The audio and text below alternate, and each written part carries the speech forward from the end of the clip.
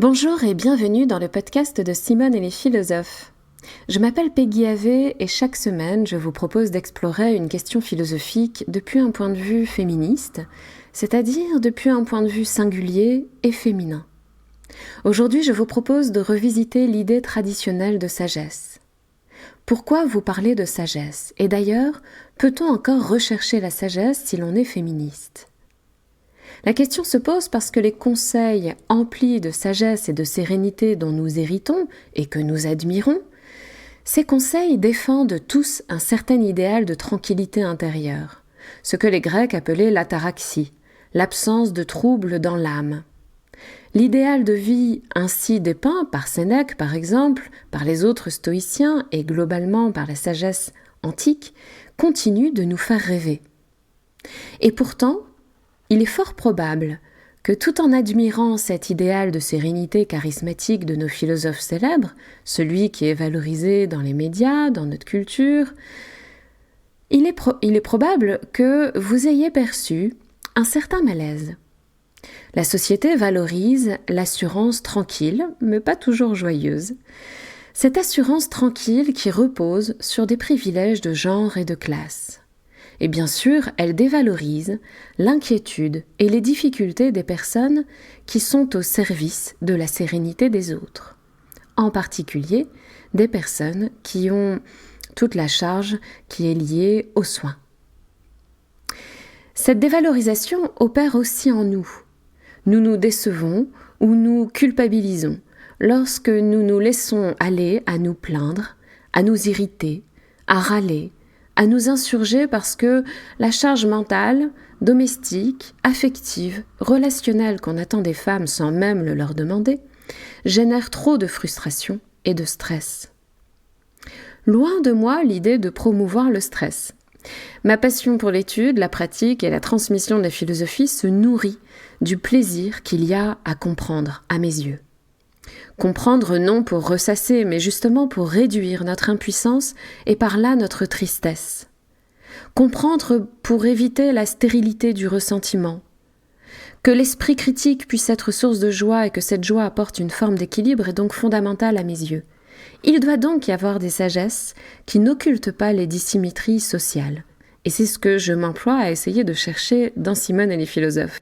Au contraire, la sagesse traditionnelle de notre société patriarcale énonce comme universel un art de vivre qui repose sur des privilèges et sur la dévalorisation de tout ce qui concerne le souci, le soin, la préoccupation pour autrui, donc tout ce qui a été relégué aux femmes. Alors, que serait une sagesse qui tienne compte des obstacles sociaux et des normes discriminantes qui font que ces tâches de soins sont pesantes du fait de la dissymétrie, de leur non-répartition? Que serait une sagesse intranquille que j'évoquais comme dans un murmure à la fin de l'épisode 12 de cette saison 2? L'une de vous m'a posé la question. Et j'y ai amorcé, de façon improvisée, une réponse au dernier live du Club de Simone. Je vous en ai extrait la quinzaine de minutes durant laquelle je répondais à cette question. Si vous voulez écouter le replay entier dans lequel j'aborde d'autres questions qui m'ont été posées, donc le replay entier dure 1h15, il est accessible sur le site simoneetlesphilosophes.fr en adhérant au Club de Simone. Votre adhésion vous permettra en même temps d'assister au prochain book club qui aura lieu le vendredi 12 mars à 21h. Dans ce book club, justement, nous aborderons un livre fondamental pour comprendre autrement l'éthique traditionnelle et son rapport aux préoccupations de soins déléguées aux femmes. Il s'agit du livre de Carol Gilligan, Une voix différente. Carol Gilligan est une chercheuse en psychologie morale, elle est américaine, et ses travaux ont inauguré le courant de réflexion devenu désormais très célèbre, même en France, qui tourne autour de la question du care. Vous retrouverez en homepage de simoneetlesphilosophes.fr le calendrier des rencontres du Club de Simone et j'en profite pour remercier les adhérentes et les adhérents de ce club parce que c'est grâce à elles et à eux que ce podcast est possible. Allez, donc sans plus tarder, je vous laisse vous immerger dans notre question du jour. Que serait une sagesse qui n'invisibilise pas les normes discriminantes? Que serait une sagesse féministe qui ne dévalorise pas la préoccupation du soin? Et en quoi l'intranquillité peut-elle être joyeuse?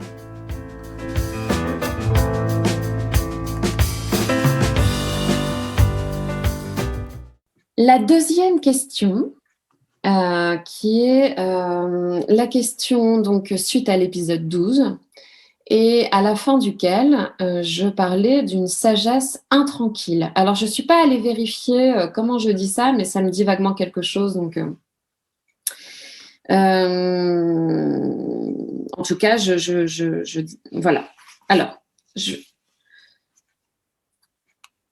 il y a toute une vision. Alors, je vais aller vite, mais du coup, je vais être un peu radicale. Alors, vous m'arrêtez si ça ne va pas. Enfin, radical, c'est un terme, je ne sais pas si on peut encore l'utiliser parce que vous allez me trouver très paisible du coup. Je vais aller vite. En réalité, je pense que ce qu'on met derrière le mot sagesse est d'emblée patriarcal.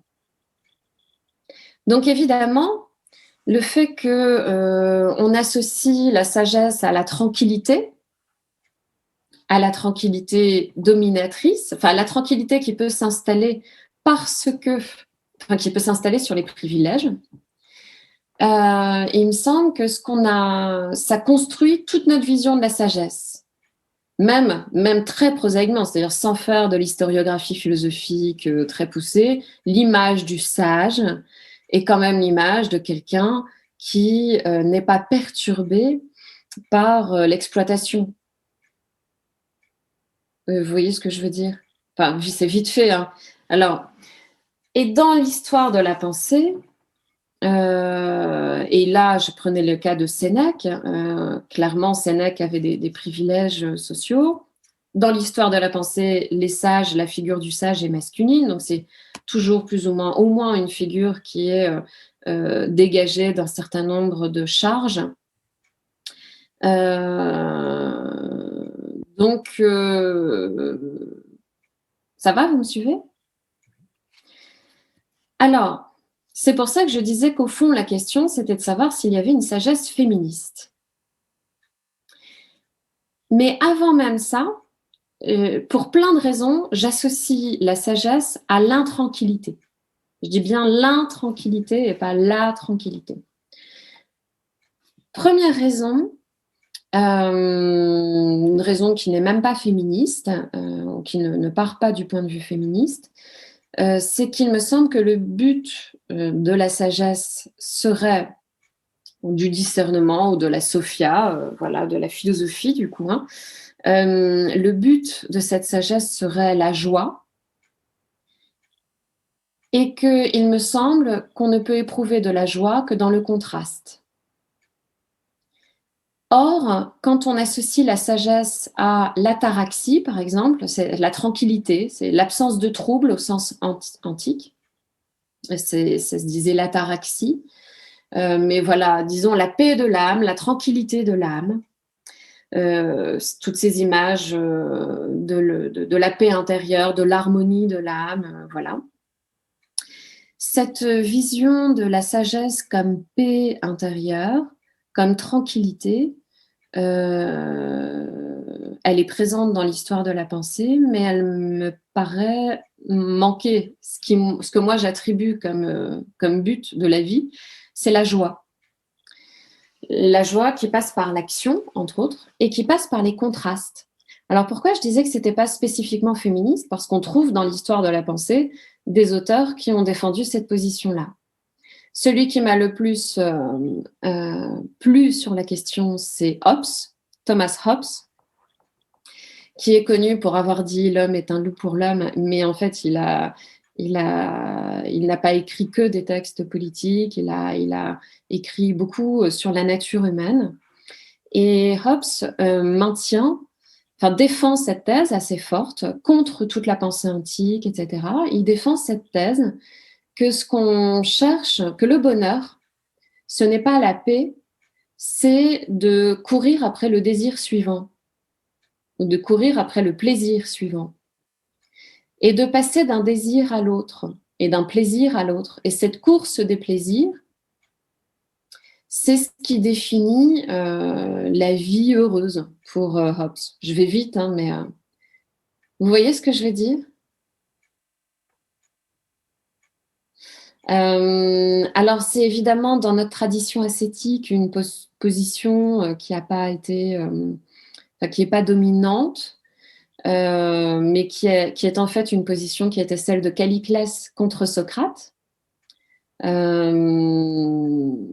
dans le Gorgias de Platon, Socrate discute avec Calliclès et Calliclès lui dit mais voilà, l'ascétisme que tu prônes, c'est vraiment pas joyeux, ça revient à vivre aussi tranquille qu'une pierre. La vie, au contraire, est faite pour exalter les passions et avoir du plaisir en satisfaisant ses passions. Donc, la thèse de Calliclès, elle est forte. Elle a été, si on veut, comment dire, étouffée par la domination de Socrate dans notre histoire de la pensée, mais la thèse de Calliclès se tient, elle est forte. Elle est reprise par des gens comme Hobbes et elle est reprise par Nietzsche au XIXe siècle. Et c'est-à-dire cette idée que la vie heureuse, ce n'est pas une vie tranquille, que la tranquillité, c'est une forme d'inertie, de mort, qu'on ne peut pas souhaiter comme telle, que la vie heureuse passe par la culture joyeuse du désir, quitte à en passer par une forme de souffrance, parce que, évidemment, pour désirer, il faut éprouver des manques, et le manque est douloureux. Vous voyez ce que vous me suivez? La thèse de Socrate, c'était de dire, et puis ce qui sera repris après, c'est de dire, il faut viser la tranquillité, puisque le but de la sagesse, le bonheur, c'est de ne pas souffrir. Mais si on dit le but de la sagesse, c'est la joie, quitte à en passer par certaines souffrances, alors on n'associe plus la sagesse à la tranquillité. Ça, c'est mon premier élément de réponse. Est-ce que vous me suivez? Le débat des deux visions de sagesse qui s'opposent et deux visions du bonheur, finalement, ou de deux finalités de la sagesse. D'un côté, l'absence de douleur, donc la paix, la tranquillité absolue. Et de l'autre, l'idée qu'au contraire, c'est dans le contraste qu'on vit heureux et joyeux. Ça va? Alors, ça, c'est une... Donc moi, je me range plutôt aussi parce qu'en travaillant sur le sentiment de liberté, j'ai beaucoup travaillé sur la question du contraste. Le fait qu'on se sent libre quand on éprouve un contraste entre une forme d'aliénation, de contrainte. Vous voyez, c'est le sentiment de libération qu'on a quand une contrainte se retire. Quand voilà, ça y est, le travail s'arrête, le week-end arrive, on peut se sentir libéré, ou les vacances arrivent, on peut se sentir libéré. Il y a un plaisir dans ce contraste. Mais si on y était tout le temps, eh bien, on perdrait ce plaisir-là. Et donc, on aurait encore besoin de contraste. Donc, moi, je travaille beaucoup plutôt sur cette question, cette importance du contraste dans la vie affective. Plutôt que de l'étouffer, l'assumer peut être une forme de sagesse intéressante. Ça va? Maintenant, d'un point de vue féministe, il me semble qu'en plus, la sagesse, une sagesse qui ne serait pas une sagesse de dominant, une sagesse qui ne serait pas une sagesse de privilégié, est une sagesse qui ne peut pas être tranquille parce qu'elle a pour souci le discernement et l'action. Le discernement des normes et de l'oppression, et l'action pour en sortir. Donc, plutôt qu'un droit au congé payé, c'est un droit au contraste.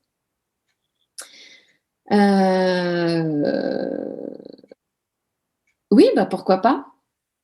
Enfin, bon, je réponds vite fait, mais par exemple, Oui, en fait, une fois qu'on comprend, par exemple, le télétravail, ça peut être aliénant et libérateur. Mais c'est aliénant quand on n'a plus du tout de contraste qui fait qu'on est complètement confiné. C'est libérateur quand on peut encore éprouver ce contraste entre une vie publique et un travail à domicile, par exemple, ou des choses comme ça.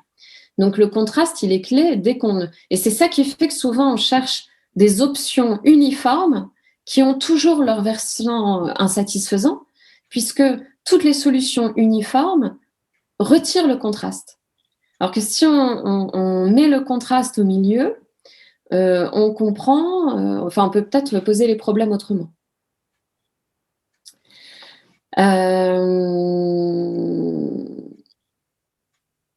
Et donc oui, pour terminer sur cette question-là, j'espère que oui, ça va. Il me semble, et ça je pense que j'en avais vaguement parlé une fois, mais du coup c'est bien parce que ça me permet de reprendre ça. Une sagesse féministe ne peut pas être tranquille puisqu'elle comporte elle tient sa raison d'être dans l'intranquillité face à l'oppression. L'intranquillité face à la domination. Je vais reformuler. Dans une sagesse une sagesse de type patriarcal, elle énonce une manière de vivre qui est heureuse du point de vue des privilèges. Donc, elle pose comme condition qu'on ait les privilèges. Voilà. Vous me suivez? Elle occulte, cette sagesse-là, elle occulte l'oppression concrète, matérielle, pratique, sociale. Enfin, elle occulte le fait que ça ne soit pas accessible à tout le monde. Elle énonce comme un discours universel quelque chose qui, en réalité, suppose des privilèges. Vous me suivez? C'est ce qui pourrait définir une sagesse patriarcale. C'est une sagesse qui énonce comme universelle un art de vivre qui repose en réalité sur des privilèges. Si on veut une sagesse alternative à cette sagesse patriarcale, et si on veut quand même parler de sagesse et pas simplement d'esprit critique, cette sagesse, elle suppose, à mon avis, deux choses. D'une part, elle n'est pas tranquille parce qu'elle tient compte de l'exploitation, donc des souffrances humaines. Elle s'en tient solidaire, au moins. Donc cette sagesse, si une sagesse féministe est possible, elle est forcément solidaire des souffrances humaines. Des souffrances sociales, donc en particulier. Donc elle est forcément intranquille, mais c'est là qu'elle trouve sa raison d'être, puisque elle met en avant ce qui est occulté par le système. C'est néanmoins une forme de sagesse, et j'y tiens, parce que c'est une forme de discernement. Vous savez, la sagesse, c'est la sophia, étymologiquement, c'est à la fois un savoir et une éthique, c'est-à-dire une sagesse, un art de vivre.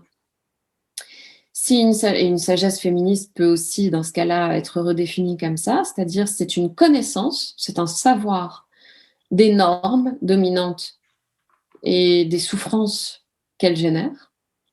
Donc ça, c'est la part discernement. Et ce serait un art de vivre, mais dans ce cas-là, c'est un art de vivre qui ne repose pas non plus sur la culture de la tranquillité, mais qui, à mon avis, pourrait être défini comme une capacité à agir, de façon à agir et à trouver la joie dans cette action. La joie reste le but, mais d'un point de vue féministe, cette joie ne passe pas par la tranquillité, elle passe par la lutte contre l'oppression. Et cette lutte contre l'oppression, elle commence en soi. Elle commence par le fait de prendre conscience en soi des normes, de s'en libérer, du coup, donc c'est bien une forme de sagesse, puisque on se libère par la connaissance des normes qui nous traversent, on peut se libérer de de leur pouvoir, du pouvoir des normes, parce qu'on les déconstruit et parce qu'on ouvre des possibilités d'action. Vous voyez? Et que c'est ouvrir ces possibilités d'action, ça a quelque chose de joyeux. Mais donc la joie recherchée par une sagesse qui n'est pas une sagesse de privilégié est à mon avis une joie qui se construit sur l'action émancipatrice et le discernement émancipateur.